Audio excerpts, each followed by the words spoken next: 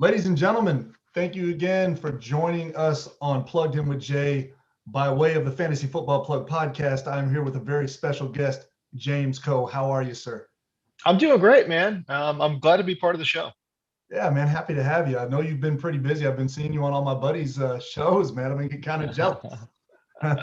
Well, it's the off season, and and for me, the off season basically just means eating better, working out a little bit more, watching my kids a lot more, and jumping onto other people's podcasts. Because I tell you what, man, once the preseason starts, it's all gas, no brakes, and I just don't have the time. I don't have the bandwidth to jump onto other people's podcast. I have to very politely decline many, many podcast appearances. I mean, I'll do one here or there, but for the most part, I just don't have that bandwidth because, again, man, I got two kids and everything. I'm married and all that. So, I try to spend as much of my free time during the regular season with the fam as possible. And I tell you, when you're working, 60 to 80 hours a week, there's just not that much time. Right. I can't imagine, man. Yeah. I've got a pretty hectic job as well. So Tuesdays and Sundays basically my day. So I appreciate you There you making go. time, man. Yeah. Four-time Emmy Award winner. What, 2 for news and 2 in sports? Is that right? Yeah, and it's an accomplishment in terms of the variation that I think I'm pretty proud of. No, I think I am very proud of. Yeah. Just because, look, it's like, I made my bones doing hard journalism, and to be recognized for that, it was certainly very special to me. I've got the Emmys, and if I can toot my own horn a little bit, I picked up an Edward R. Murrow Award, which is a very prestigious award for journalism. I picked up an Associated Press Award for Small Market Reporter of the Year from again from the AP, and that's also a pretty prestigious award that I take a lot of pride in. And the reason I bring that up is because the reason I was able to win those awards is because those journalism awards is because I'm taking these complex ideas and I'm able to, and I think I have a pretty good skill in melting down these complex ideas and then presenting them in a very digestible way. And that was my calling card for many, many years in local journalism. And I brought that same approach, and I think it's a very different approach to sports media. I don't know. It's interesting because I think most sports people think you just have to know a lot about the sports. Like you have to just be an absolute junkie. And there is something to that. There's no doubt. But if you can have all the knowledge in the world, but if you can't translate that and make it digestible to people, it doesn't mean anything. And I think I've done a pretty good job, I think, in terms of, taking these complex concepts like you'll see in fantasy football, because we're talking about pretty advanced numbers, and then kind of just breaking it all down and making it approachable and digestible to any person that will come in contact with it. Yeah, absolutely, man. I mean, God, that's very well put for sure. Like something I've noticed about you and your shows is something I've always wanted to bring up to you is your characters. I'm very big on characters, man. Like I'm huge into making characters. Like this top hat is for Yeah. Scrooge, man. And I've always messed with top hats, man. I've always liked them. My wife hates it, but whatever. But so she's not here, so I can sport it. But so I do my characters and stuff. And something I've always really enjoyed about watching you is the characters that you have, man. Are those like thought off the top of the dome, or is that something that that like say what DirecTV puts to you to where you No. come up with them, or do you make those yourself? No, it's all from the dome, man. It's all from this crazy mind. I think there's a thought that, and it's true for a lot of folks in media, but I think there's a thought that, if you get up to the network level, you get a lot of producers and stuff behind you, and people write stuff for you and all that. And I will just say this, I have never had a ghostwriter. I've never had somebody write script for me. Every single word that has ever come out of my mouth has been written or at least touched on by me. And especially with all these creative content, like I'm not Drake. I don't got ghostwriters. You know what I'm saying? Like it's all from the dome. It's all from the dome, man. So and yeah, and I take a lot of pride in that, and for me, I take a lot of pride and pleasure in coming up with these skits. So I think somebody had asked me like, don't you ever run out? And it's like, no, I never do. I'm always, I will say this, I'm always thinking about it, and look, I don't want to take away from the incredible team that Sure. is behind me, like I've got a great producer that is kind of sort of my muse, and we always go back and forth talking about ideas and, hey, what do you think about this? What do you think about that? And just having conversations with him inspires a lot of ideas. And if I ever do start feeling like, oh my gosh, man, I'm struggling with something, I just give him a call, and we just shoot the shit and talk about stuff. And then, all of a sudden we got like 3, 4 ideas. We're like, oh man, that could work, that could work, that could work. And obviously we've got a great editor on our staff as well that really makes these ideas kind of come to life. So yeah, man, so much of it is off the dome. I'll tell you this too, kind of I don't know, like behind the curtains type of thing. Like I direct a lot of these shoots too, in terms of like, I want it to look like this. Nice. You got to understand, like I have a very particular vision in mind whenever I'm putting these things together. And so, we'll shoot stuff, and I used to shoot myself. And so I can kind of sort of tell, like, just from positioning of the cameras and everything, like, hey, are we doing this right? From a lighting perspective, it's like, oh, are we doing this right? Like, I want the look and the feel to be right. And I do a lot of directing in studio as well.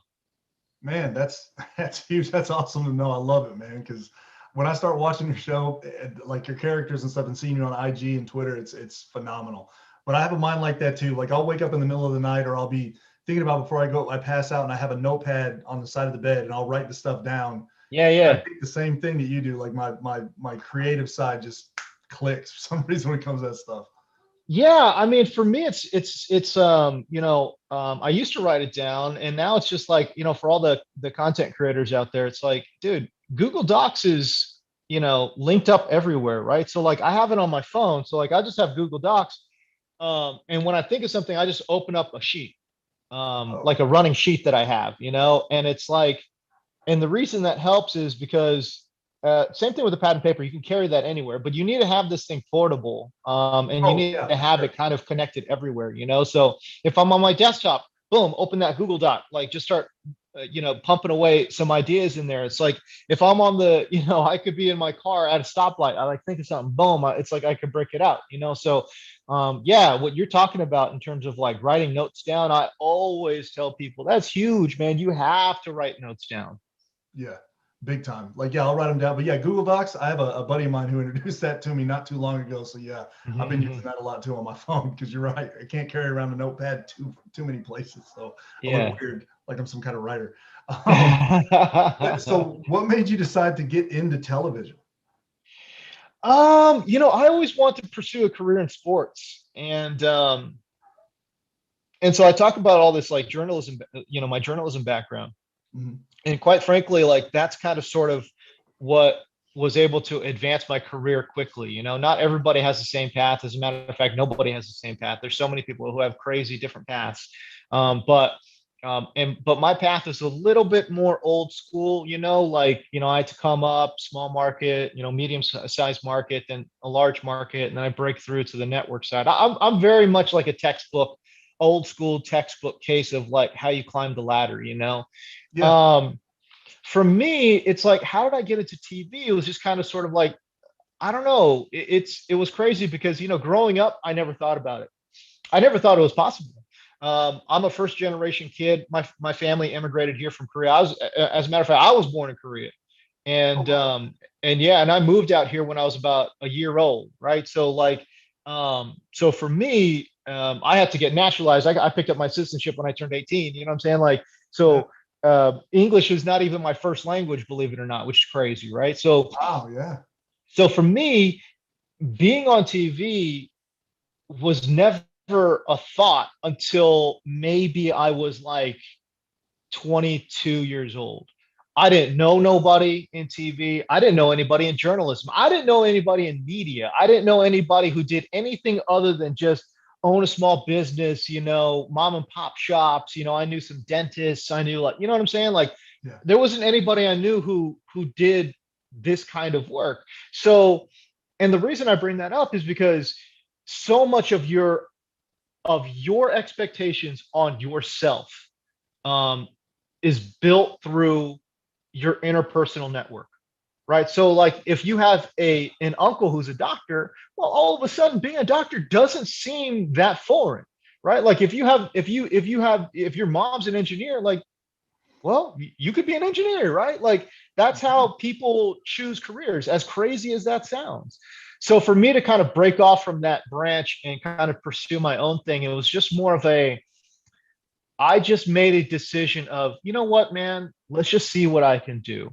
And I just want to see if I can do it, because I always had a passion for it. Like, growing up, the crazy thing is, I love sports broadcasters more than the athletes. Like, I loved Chris Berman. Like, I absolutely loved Chick Hearn, right? Like, and just these guys that I would think about, Keith Jackson, watching college football. Like, I love these dudes growing up. So it was, for me, something that I always wanted to do.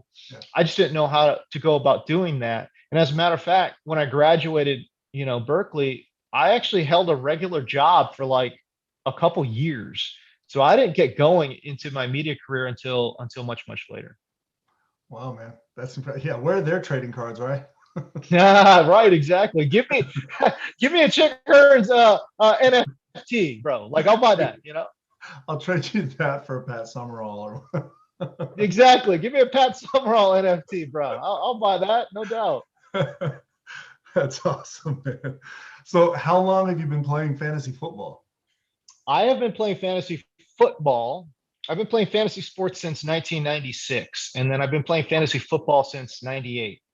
And I'll be honest with people, like, I really wasn't hardcore into NFL fantasy football until much later. I loved fantasy baseball and basketball. Fantasy baseball is the first fantasy sport I ever played. And fantasy basketball, oh my God, it was madness. Like, there was like probably a good 10-year stretch where I would have, minimum 4 basketball teams. You know what I mean? Yeah. So I love the NBA. I love college hoops and all that. Like, that's kind of like, sort of like, when you get into the football, mainstream and everything, like, people kind of sort of think like, oh, you only talk about football. And it's like, man, you got to understand, like, there was like a good, 15, 20-year stretch where I was like NBA hardcore. Actually, I covered the Clippers for a full season too. Oh, is that right? Yeah. Oh, So yeah, man, it's been an interesting journey, but fantasy football for me kind of grew into prominence probably like in probably like 2005 is like my earliest like recollection of just being like, I'm like, okay, now I love fantasy football. And I used to look forward to draft day, man. Like, I've been in this league for a long time. We used to have a live draft. I mean, we had like a full on buffet spread.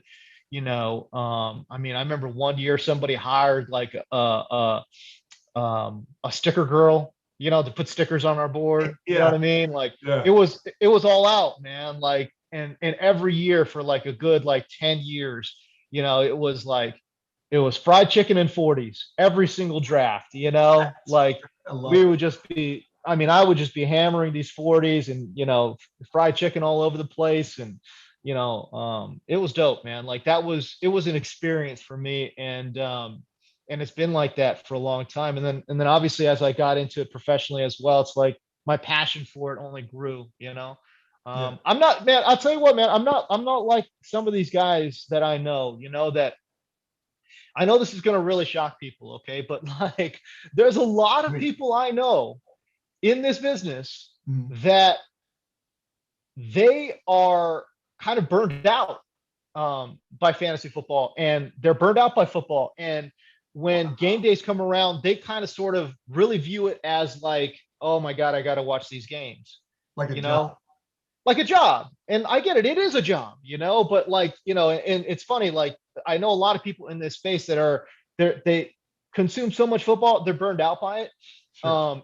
And I'm not that dude, like I love it. Like it's like more games, the better for me. Like I'm all about it, man. And like Yeah. the more I can dig into like, box scores and stats and look at like, various things, like I'm all about it, so and luckily I have a job that allows me to do that. So it's been great. Yeah, that's awesome, man. Is your wife a football fan? She is. She actually Lucky. is. Yeah. She enjoys watching games. I mean, listen, like she's not going to sit there and watch, no offense to these teams, but she's not going to sit there and watch Jags Titans. Okay. Like Right. that's not going to, but like, yeah, like if there's like an interesting, there's a lot of interesting teams out there. And certainly, I mean, actually the Jags would be one of them once they pick up Trevor Lawrence, but yeah, I mean, she loves watching Thursday Night Football, she loves watching island games, you know what I mean? But yeah, she generally won't sit there, she's not going to get up, 10 a.m. Pacific time and like just watch 6 hours of games. Like that's just not going to Right. happen. But she'll watch island games. Yeah. And she loves watching island games for sure. That's awesome. My wife, she'll watch, like, I'm a big Saints fan. I'm from Baton Rouge, Louisiana. So, like, I've been a Saints fan since I was a kid. And, like, she hated football before we got together. And still stomachs it now. So, whenever the Saints are playing, she's in. But other than that, no, she's not too keen on it. I did get her, however, to play a season of fantasy football, and she beat me for the championship. Oh, let's I was so, go. I don't, to this day, I know she had a ghostwriter. She had to have. She pulled what were you saying? She pulled a Drake on me. I swear she had to have, because she was listening. She was listening to me. For all of you out there who are trying to follow my advice, she was listening to me. That's how she beat me. That's funny, That's man. That terrible. is Yeah, great. yeah. She won't play anymore. She's like, no, I'm done. I'm going out on top. I'm like, I that's like it. That's interesting. That's good, man. I like it. that sucks so bad. So let me ask you. So whenever you're drafting, you're talking about your draft. Do you have a specific strategy that you like to follow, or are you just kind of, because I hear a lot of different kind of strategies, and lately I've been hearing a lot of best available, and I'm like, oh, I don't know. It doesn't work. Yeah, I mean, I think with the way the game is going, more running back by committee approaches, and I think more and more people are starting to um, kind of sort of see that and see the value of taking a wide receiver early. Look, man, I'm not one of these like psychos that's just like, oh, if you're taking running back early, you're stupid. It's like zero RB or you're dumb. It's like I'm not that guy. And so yeah, I think when you hear best available, I think that's kind of sort of a tip of the cap to the zero RB crowd. Yeah. But it's just kind of sort of like a tip of the cap, but not necessarily all the way zero RB, and I'm kind of sort of there too. Um, and to be honest with you, when I do my own personal rankings, and I don't really publish my rankings because I don't have a home for them. But if I were to publish my rankings, like you would see a lot of running backs a lot lower, I think, than you would normally. And the big thing for me too is last year I was just like looking at some of these running backs, and I guess I just didn't really understand, like I had Tyreek Hill way higher than consensus. I had Devontae Adams, Julio Jones. I had Nuke Hopkins way higher than consensus. I didn't understand how he fell out of the top 12, but he was going around pick 20. So yeah, no, I think my draft strategy is basically kind of sort of like, um, you know, it's like it's hard because like it really depends on. I know it's going to sound dumb, but it like depends on the platform, Yeah. Not because dumb at when all. you go to ESPN's rankings, Right. like they're very different in the middle rounds than like NFL.com's rankings in the middle rounds. That's very different than like Yahoo's rankings in the middle rounds, right? So like they might have, for example, like I don't know, like I'm trying to think, like they might have like Marlon Mack or something like that. That's a guy whose like value is going to be like all over the map, Right. Right. depending on what platform you go to. Mhm. But it's like if I have Marlon Mack valued at like a top 100 player, but he's on ESPN going as like is pre-ranked as like a top, 70 player, I know I'm never going to take him, right? Right. Versus like he might be like he might be like ranked 120 on Yahoo, right? And if I have him at like 100, then I'm thinking, okay, well, like as the rounds are going, like, okay, I'm gonna try to take this guy for value or whatever. I mean, it's a bad example because I don't want to take Marlon Mack, but you know what I'm saying? Like, it's one of those. It's Yeah, one of I those. get it. It kind of it's platform based, and like you have to read the room too. So Right. I guess best available is the best shortcut answer for that for me, but I'm really just looking for value. Like, who are you? Who are my value picks at every round? Right, right. Yeah. And if you have specific leagues that you've been in for a while, you know how certain guys draft and you got to kind of Yeah, play yeah, into that. yeah, Yeah. It's a blast. yeah. Yeah. Draft day for me is like Christmas Day, man. I love it. For Get all that sure. stuff set up. We did last year. I've always run my work league, and I'm real big on doing something special as far as picking the draft order, the draft day. I do all the stuff. But last year we did a Belmont Stakes to where we drew numbers and then put them into a bingo, like a bingo thing, like a lotto Yeah, cage. yeah, yeah, yeah, And yeah, then yeah. whichever number you drew, that was when you drew out of the, the bingo cage to make it just so fair that nobody can bitch about it. And then whichever horse you pulled, that's, wherever they came in the race is where you draft. So Oh my God, that's it was a lot of crazy. fun. The year before I did it, and I got the horse that was 64-1. Uh-huh. And he You won came it? in first. Oh Everybody my was God. so pissed. Oh my God, that's incredible. Dude, that's amazing. That's actually a really good idea. It's a I like that blast idea. Yeah, because it's yeah, not yeah. too You tie it far. into a different sporting event. It's great. Yeah, it's not too far ahead of the draft that you have to sit there and wait so much. You can start doing mocks and stuff where your specific position. So yeah, man, it was fun. But my buddy was like, you had to, there's no way you didn't cheat. I'm like, dude, if I knew that this horse was gonna win, I wouldn't be working Right, anymore. I would have dropped every right, penny I right. had. Yeah, exactly. Come Idiot. on. um, Oh. so you were recently on with the Rum Boys Network, good buddies of mine, and Hmm. Bogart Scott Free on My Version's Better. Yeah, yeah. Yeah, Those guys are a lot of fun, man. Bogey's hilarious, man. But I was talking to him last night, and he told me to tell you hello, and he had a couple things that he wanted me to bring up to you, if that's cool. Um, Okay. a bunch of free agency stuff, like about the free agency frenzy going on. Yeah. Uh, so who are some free agency winners to you? Like, on the same note, who are some losers? Man, I think when I take a look at free agency, for me, it's kind of like there are some definite losers. I actually don't see that many clear-cut winners, I agree. believe it or not, right? Like Kenny Galladay signing with the Giants, like, I don't know, that's like, I don't see that as like an upgrade. Like Matt Stafford versus Daniel Jones, like, is that, I don't know. Like, Yeah, right. I feel like that's like a wash.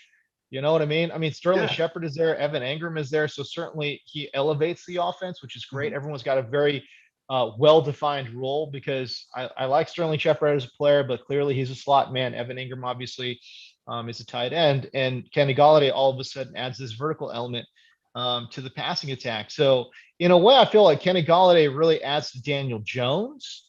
I don't think That's my yeah. Daniel Jones really adds to Kenny Galladay. So I think we're going to be talking about a guy again that's going to be hovering around that 1,000 yard, marker.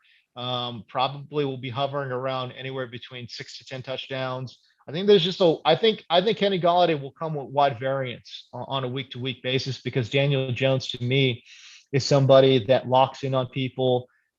He's not one of these read and react quarterbacks. He's very much like, what's the play design? I'm going there, right? Right. And God Um, forbid he has to run the ball.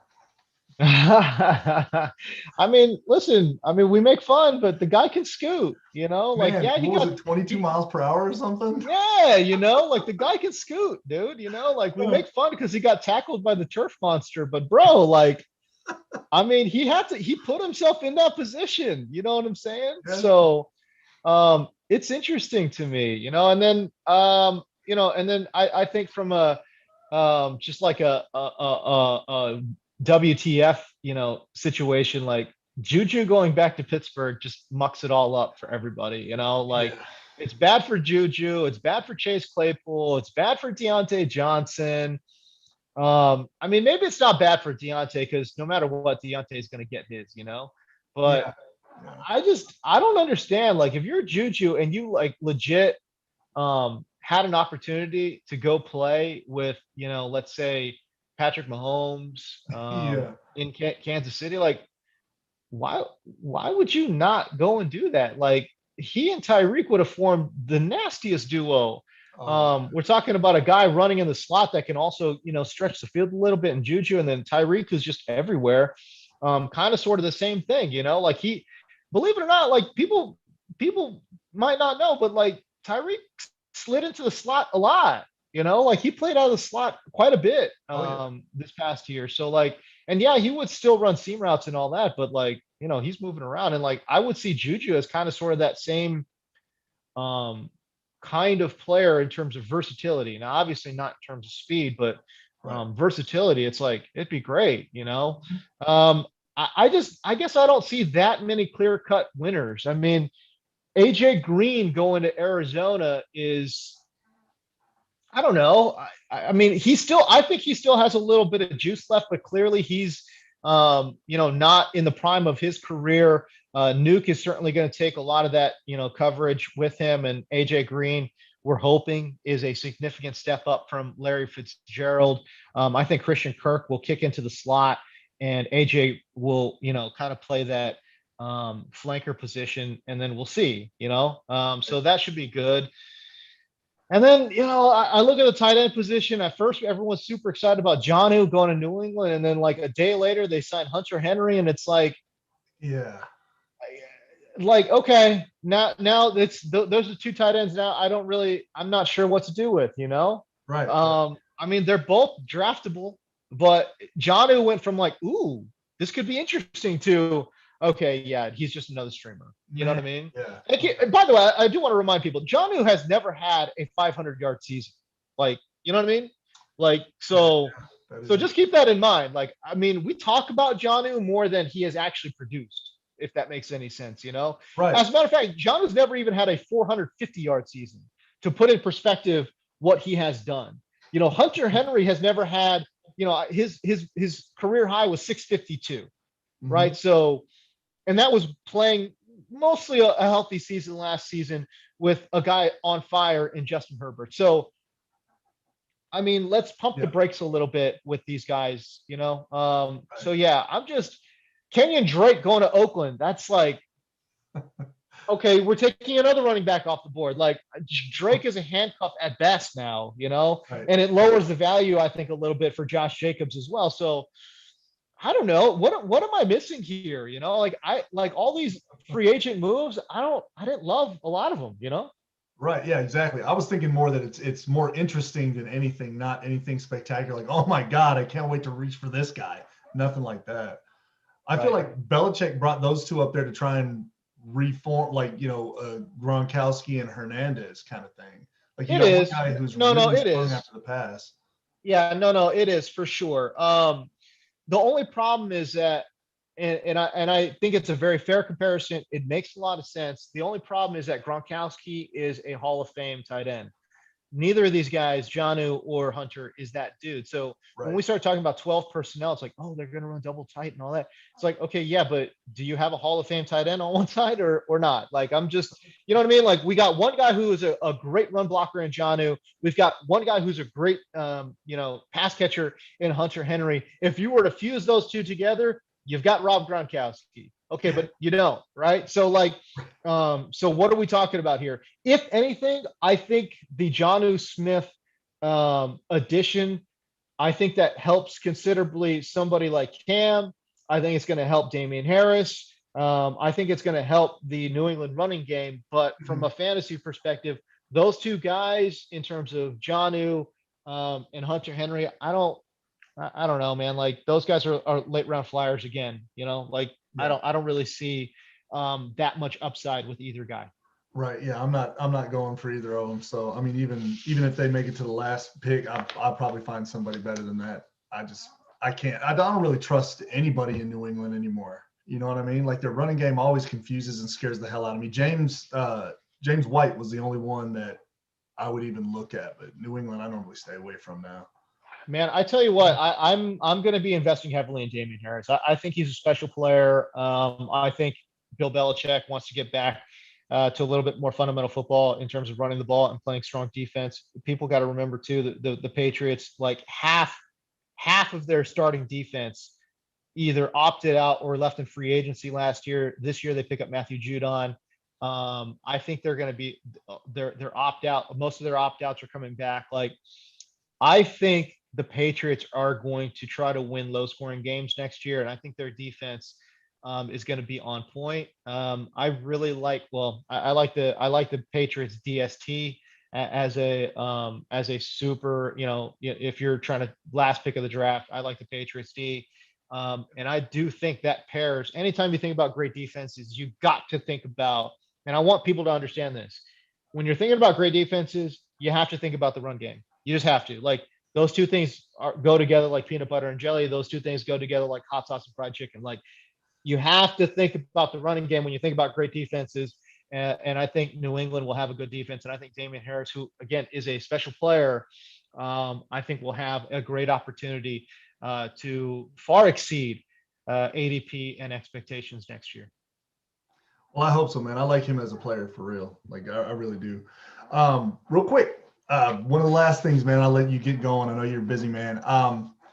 Jonathan Taylor, with Marlon Mack coming back, do you think it's going to hurt his value? How often do you hear this? It's not even how often do I hear it. It's like there's so many head scratching moves in the NFL. You know, it's just kind of like why? Like Kenyon Drake. From a Kenyon Drake perspective, like if you are Kenyon Drake, like why in the blue hell are you going to Oakland, bro? Like you're clearly the backup. I'm sorry, in Las Vegas. I always call them Oakland. In Las Vegas. Yeah, I know you know what I'm saying? Like, come on, bro. Like go to a team that needs a starting running back. You know, like that. It's like it's baffling to me. Some of these guys, the moves that they're making, like. It would have actually been pretty spicy if Drake actually went back to Miami. I think that would have been an interesting reunion. You know what I'm saying? Go to Jacksonville. Like that would have been interesting. Get into a competition with James Robinson. I feel like that could have been a 1A, 1B situation, right? Yeah. But like you're clearly behind Josh Jacobs. Like I don't understand. And then Marlon Mack is another situation too. It's just like, I mean, maybe it's the best situation for Marlon Mack because he's injured. That's fine. But if you're the Colts, like, what are you doing? You know, like, stop it. Like, you saw Jonathan Taylor grow and develop as a player last year. Like, what are you doing? Like, if you wanted to compliment him, find a running back in the draft. You know what I mean? Like, you can find a running back in the fourth, fifth, sixth, seventh round to complement Jonathan Taylor. You know, and again, Nyheim Hines is going to be there. Like, stop it, Colts. Like, I don't understand what you're doing. Like, you don't need Marlon Mack. Jonathan Taylor developed when Marlon Mack was sidelined with an injury.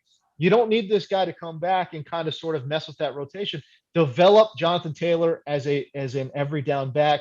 Develop him as a great player. Get the fan base excited. And I guess I just don't understand that move. I think it dings Jonathan Taylor. You know, he was locked and loaded to be, you know, probably a top 8 pick in upcoming drafts. And I don't necessarily know if I see the value there now. You know, I wonder if his ADP will cause him to slide into the second round where, you know, his price and his upside is a little bit more enticing. But right now where he's at, I don't know, man. I got to see what his ADP is going to look like come August. But right now, I'm not feeling that great about it because Frank Reich and the boys, they clearly are okay with running 3-4, you know, running backs out there. So that would kind of sort of be my take on this whole situation. Yeah. You said it exactly what I was thinking. Just stop it. It's not cute. Like why? No, right. Makes no sense to me, man. No sense. Right. So, do you have any wisdom to drop on the newbies like myself wanting to make a career in fantasy football? What do you recommend? Anything? Listen, man, I could go on for, you know, another hour about this, because I've thought about this from my own perspective, my own career, quite a bit. And the reason I say that is because I love it when people say like, "Oh, I could do what you're doing," and I'm always like, "Yeah, you absolutely could." Um, because I don't view myself as some kind of special talent. I don't view myself as some kind of like, you know, some person that like, was born to do this or whatever. I'm just here because I have a passion for it. I've got a good work ethic. And quite frankly, I've thought about this longer, harder, and smarter than I think most people have. So I'm always like, yeah, you think you can do this? Go ahead, because there's nothing stopping you. Again, I gave you that background of I didn't know anybody. Like, no one got me my first job, you know? So, yeah, could you break through? You absolutely could. It speaks, whenever I hear that, I'm like, it speaks more to you that you haven't done it than it has me having done it. Because again, I don't view myself as somebody that is supremely talented. But the advice that I would give people is you have to create content at all times. People, I get really fed up with people who tell me like, I really want to do this. I really want to do this. I'm like, all right, cool. What's your portfolio look like? It's like, well, I don't have any articles, but like I know I can write. It's like, no, Doug, that's a complete non-starter. Like, oh, I know I could do a podcast. Like, I've got this podcast. We pump out this podcast, once every 10 days or so. I'm like, no. Like, no, dog, like, no, that doesn't work. That doesn't cut it. It's like, oh, I want to be on air. Okay, cool. Like, I want to be on TV. I want to be on NFL Network. I want to be on DirecTV. I want to be on Amazon Prime. All right, cool. Like, where's your on camera work? Well, I haven't done that because nobody's given me the opportunity. That last part, nobody has given me the opportunity. In today's world, that is complete bullshit, right? Like, I agree. There's an unlimited number of platforms for you to be creating content, video, written, audio. Like, so I don't want to hear that, about not having created content. And I think what people will find out is the process of creating the content is very difficult. And it's when you actually get to take all your preparation and then present it, that's actually the easier part, right? I won't say it's easy, but it's easier. But this whole mental grind of every single day, being able to come up with ideas, being able to think of stuff, being able to, and like, and examining your own work, doing self-examination, self-tape study, and all those things, like all of those things are things that people don't see when they see me on camera, right? Like, right. I've studied my own tape for hours and hours every single week, like when I talk about my work week, like I build that in. I build in studying my own work, right? I build in networking, by the way. So like, that's another thing. It's like, okay, so create content, and you want to be creating content at least every other day if you're new, right? Because quite frankly, you suck and you need the work. Yes. So because you suck, you need more practice than someone like myself, right? Because I've been doing this for, damn near 15 years. Like, you got to catch up, bro. Right? So like, if that's the case, man, like you really got to put that work in on the front end. And then I would strongly encourage, like, the reason I think I've gotten to where I've gotten to, the content is one thing, the presentation and all that stuff, that's something, but like, somebody's got to give you that opportunity. And I think far too often, young people or people looking to break into a highly competitive field feel like, I'm just going to create all this content and somebody is going to notice it. And that somebody is going to magically offer me a job. I hate to break it to people out there.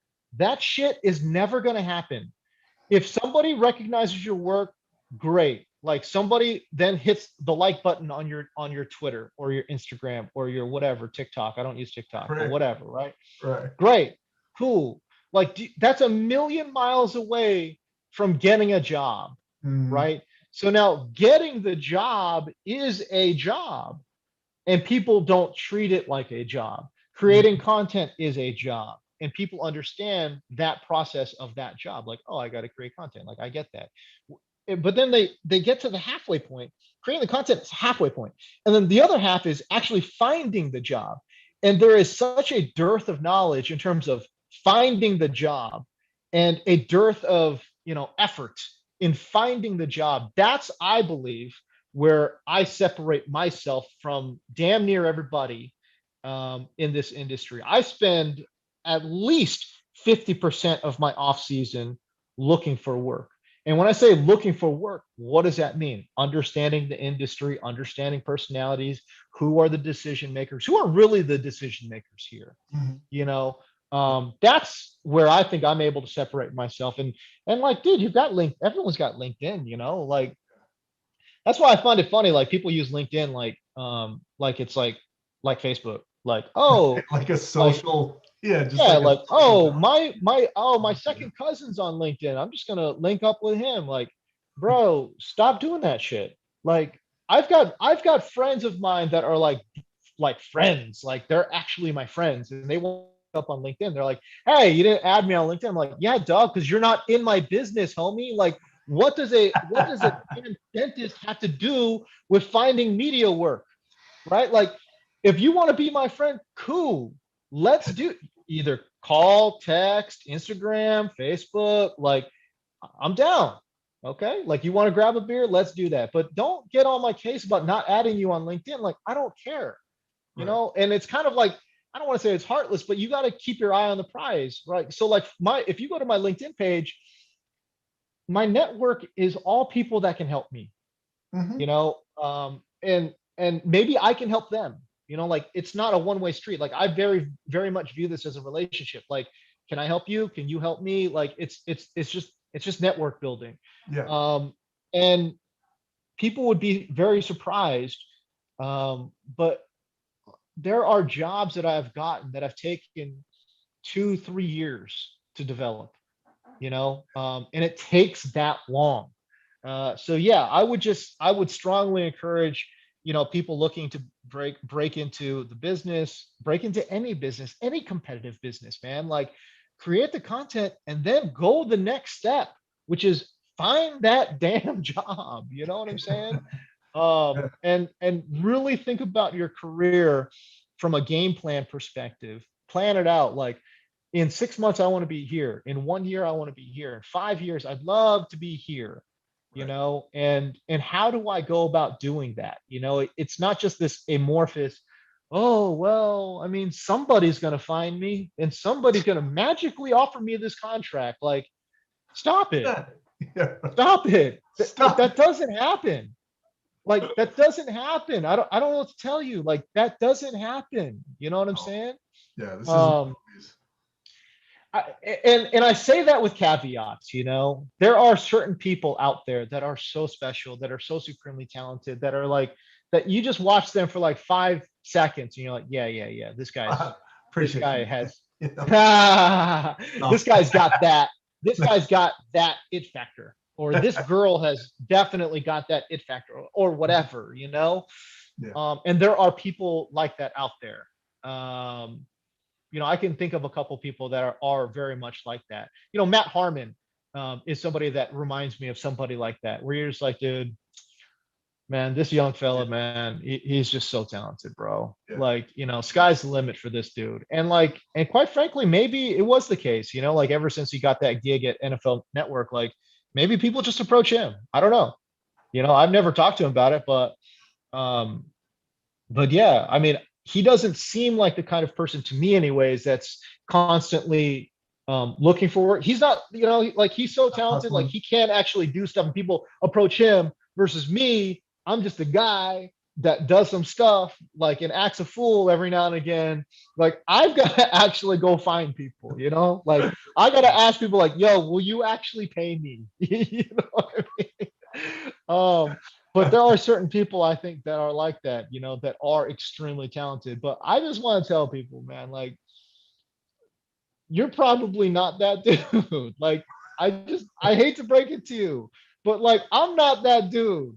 You know, like I got to spend a lot of damn time Yeah. looking for work because I'm not that guy, man. There's nothing So wrong with that. Like there's exactly, exactly. There's nothing nothing wrong. wrong with that, man. There's absolutely nothing wrong with that, dude. So many So people nowadays would take what you just said in the whole. And by the way, I'm gonna splice to where the preview is you saying you suck, like you're telling me I suck. I'm gonna make it look like you're just killing there you me. go. Perfect, perfect. See how I many of the like it. millennials I come like out it. like this guy's a dick. No. Yes, absolutely. I love that actually. Take it out of context. It's Yeah, perfect. yeah, you got to put in the Right. work, man. And that's, I've looked into different ways to go get a degree and all that to try and, up my possibilities and stuff. So yeah, I understand. You got to put in the work. And with the job that I work and all that stuff on the side, doing everything else, and like how often I've reached out to you because we've had to reschedule so much. You got to grind. I mean, it's tough. But yeah, I mean, you definitely put in the work. I can see that. I mean, it's extremely hard, especially finding your first. The hardest thing in the whole world, dude, is finding that first job. It really is. It's the hardest thing in the whole world. Mhm. Because not only are you fighting, everybody else, dude. Quite frankly, I don't know if other people are like this, but for myself, you're fighting yourself. Oh yeah. Do I belong here? Do I deserve this job? It's like it's this weird, it's such a weird mentality, man. But like it's very like bipolar, this dichotomy of like, oh yeah, man, it's like, yeah, I deserve this job, but Yeah. then like but then when you're crying in the shower by yourself, you're like, oh my God, do I deserve this job? It's weird. It's weird, bro. Like people are weird. Like I don't know if other people are like this, but like I know I'm like this.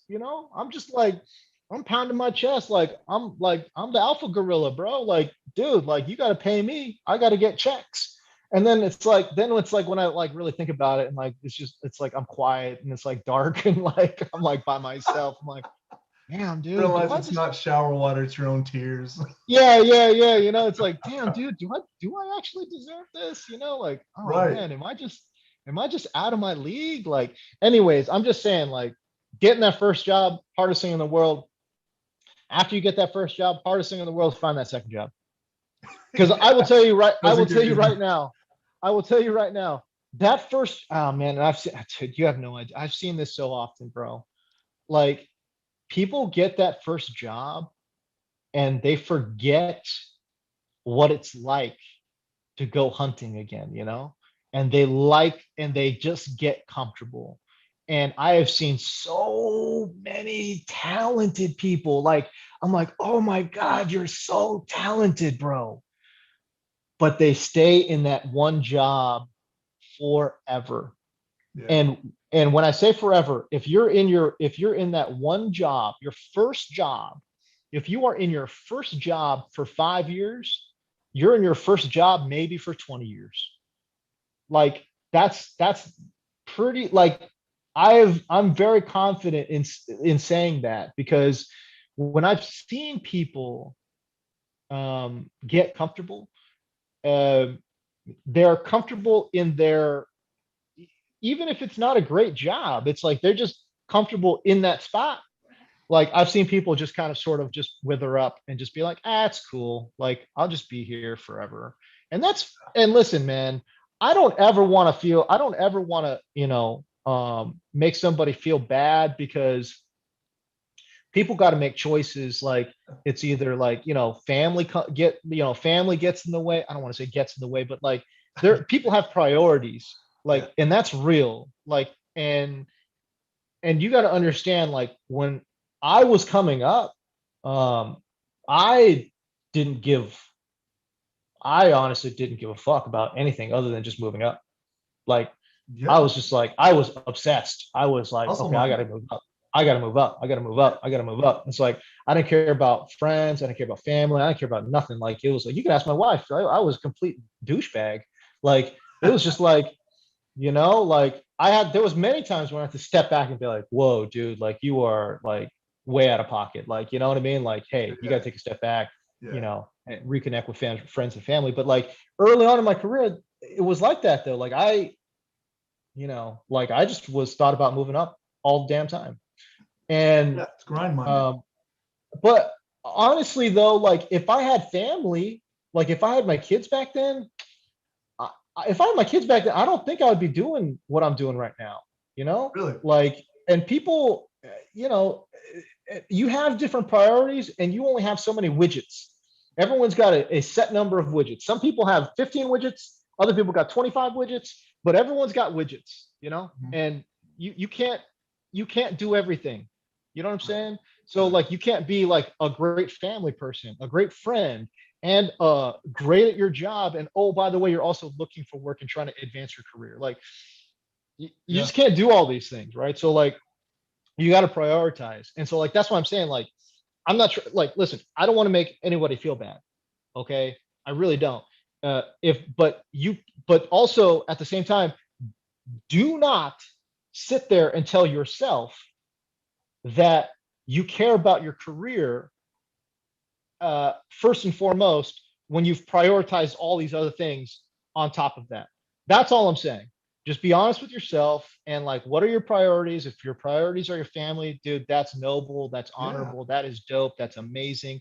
Do that shit. But don't be unhappy if you're not as far along in your career, if you haven't prioritized your career. That's all I'm saying. I just want happiness for everybody, man. Yeah. And happiness comes from truth. And the truth of the matter is, if you've prioritized other things first, then be happy in those things that you've prioritized first, you Absolutely. know? Absolutely. But, don't prioritize this other thing and then be wondering, like, well, what happened to this thing? It's like, well, you didn't prioritize that, bro. Like, Right. sorry. Right. You know what I mean? Like, Yeah. I know you're upset, but like, hey, man, like, that's what happened. You know Yeah. what I mean? You prioritize partying ahead of getting a job. Like, sorry, dog. Like, Yeah. Go that figure. happens. No You should be shit. happy partying then. Like, if that's the case, Yeah. like just be happy with that. Like, but don't be mad at me because I didn't prioritize that and I prioritized, my career first and foremost above all. Yeah. Um, Absolutely. and I got to where I got to, So that's just kind of, I don't know, a very long-winded approach. But like I said, man, I could talk about this for hours, and I've thought about this for many, many hours because I've had to face my own interpersonal struggles with this. Hmm. And I don't want anybody to feel like, oh yeah, this dude just it was a straight up rocket emoji. Like, no, dog, no, absolutely not. Like it took me a long time to get to where I got to. There was a lot of trials, a lot of tribulations, a lot of interpersonal demons. Like a lot of that shit happened. Like, and so no, it's not. It's anything but a smooth ride to get to where I got to. But I'm extremely happy with where I'm at right now. Absolutely. As well you should be, man. And that's one thing I definitely like. If you're interested in coming back on and going over that, I'm all ears because I would love for everybody to be able to hear what you've actually had to go through because you're absolutely right. Everybody thinks that everything's going to get handed to you on a silver platter, or they're going to be able to pull this and pull that magic rabbit out of the hat, and just all of a sudden, poof, you're making tons of money doing what you love. That does you have to bust your ass Right, constantly. You know what I mean? And I've got a friend of mine who said right. exactly what you're saying. He's like, man, with some of the interviews I've been blessed with, like I've got you on the show, I had Rank, I've had my very first interview was Marcus Allen. And I had no business being on camera with that guy, but he blessed me with it. So I was just okay. And then I fell in love with it. And I've been very lucky. And as you know, I've probably how many times I've blown you up. and I appreciate hats off, man. I appreciate you being on because anybody can just give me the old fuck off or okay, yeah, I'll do it. But until I get one of those, I won't stop. And Yeah, no, no. I mean, yeah, I mean, peek behind the curtain. I think you reached out probably 3 times before I even responded because you reached out during the regular season. I'm just like, right. I'm just buried during the Yeah. regular season. And then it's like funny, like when I have a moment, like I actually go through all my DMs and like try to respond in bulk to people. It's like such a bad way. By the way, that's a horrible way to do it. That's like not professional. Like that's not cool. So I apologize, but that is what I do, Well, the unfortunately. fact that It's you like, respond is huge to guys like me, man. Trust me, it means the world. oh, dude, listen, man, I respond to damn near everybody. Now, it might not be in a timely manner, as you know, because it Yeah, probably was like I don't know when you DM me first, but it was probably like a month later when I responded because like yeah, I'm so bad about it. But I will get to DMs, like in Mhm. my DMs on Twitter, and obviously on Instagram, everyone's open. But yeah, on Twitter, it's like it is open too. I don't know when I'll get to you, but I will. But you do, and that means the world, man. Seriously, that makes a guy like me want to keep pushing and reaching out to people and looking into what I need to do to be able to get in a position to where you are and grow. And whenever someone where you're at, like you, like respond, whether it's a month later, a year later, whatever, it means a lot. It really does. Well, hey man, like I said, it's just it's my pleasure to kind of be on here and talking with folks, and I enjoy it too. And I do have a lot of time in the off season, so I try to make it a priority to kind of help, I guess, smaller content creators and everything kind of, do their thing. Yeah. Well, James, I can't tell you how much I appreciate you being on the show again. I know I keep blowing you up like the thank you so much. It's constant thanks, but seriously, thank you. Um, have a great rest of your day, my man, and hopefully we can get you back on the show soon because I definitely want you to go into as much detail as you possibly can on what you did to get where you're at because I'm just going to try and copy you word for word. Hey man, like I said, anytime, dude. I appreciate the space and I appreciate the platform. Absolutely, buddy. Thank you.